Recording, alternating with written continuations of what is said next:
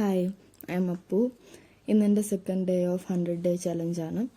എന്നത്തെയും പോലെ രാവിലെ എഴുന്നേൽക്കുന്നതിന് പ്രശ്നമൊന്നും എനിക്ക് തോന്നിയില്ല. രാവിലെ എഴുന്നേറ്റ് ജിമ്മിൽ പോയി മടിയൊക്കെ ഉണ്ടായിരുന്നെങ്കിലും ഞാൻ എൻ്റെ പ്രോമിസ് കീപ്പ് ചെയ്യാൻ വർക്കൗട്ട് എല്ലാം ചെയ്ത് ടയേർഡായിട്ട് വീട്ടിൽ വന്ന് കിടന്നുറങ്ങണം എന്നൊക്കെ ഉണ്ടായിരുന്നെങ്കിലും നല്ല രീതിയിൽ റെഡിയായി ഡയറ്റ് ഫുഡെല്ലാം പാക്ക് ചെയ്ത് കോളേജിൽ പോയി പഠിച്ചു കഴിഞ്ഞപ്പം ഉച്ചയായപ്പം അമ്മയുടെ ഒരു കോൾ വന്ന് ബാങ്കിലോട്ട് പോകണമെന്നും പറഞ്ഞ് ബാങ്കിലൊക്കെ പോയി തിരിച്ചു വന്നപ്പം നല്ല ബിസ്ക്കറ്റും ചായയൊക്കെ കഴിക്കണമെന്ന് നല്ല ആഗ്രഹം ഉണ്ടായിരുന്നു.